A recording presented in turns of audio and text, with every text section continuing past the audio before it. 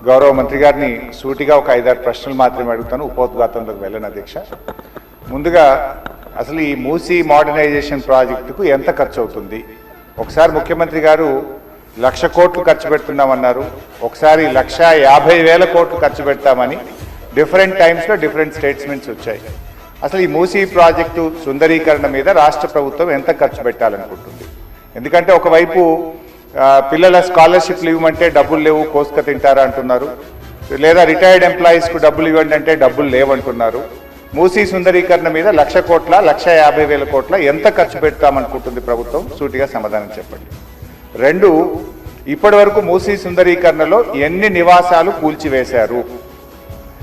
ఆ కూల్చివేసిన నివాసాలకు 2013 భూసేకరణ చట్టం కింద పాత ఇండ్లకు కంపెన్సేషన్ ఇచ్చారా? వేజ్ లాస్ ఇచ్చారా? లేదా సింపుల్గా కేసీఆర్ గారు కట్టిన డబుల్ బెడ్రూమ్ ఇళ్లలో అసైన్మెంట్ చేసి పంపారా?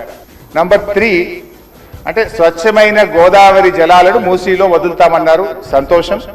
మరి ఈ 2.5 టీఎంసీల గోదావరి జలాలు ఎక్కడి నుంచి తెస్తున్నారు? గత ప్రభుత్వం కాళేశ్వరంలో భాగంగా నిర్మించిన మల్లన్న సాగర్ నుంచి నీళ్లు మూసీకి తెస్తున్నారా? ఇంకెక్కడి నుంచైనా గాల్లో నుంచి తెస్తున్నారా? ఆ 2.5 టీఎంసీలు కాళేశ్వరం ప్రాజెక్టులోని మల్లన్న సాగర్ నుంచి వస్తున్నాయా? ఎక్కడి నుంచి వస్తున్నాయో సమాధానం చెప్పండి. తర్వాత అధ్యక్ష, ఈ మూసీ మీ నియోజకవర్గంలోని వికారాబాద్ నుంచి ఆ అనంతగిరి కొండల నుంచి స్టార్ట్ అవుతుంది.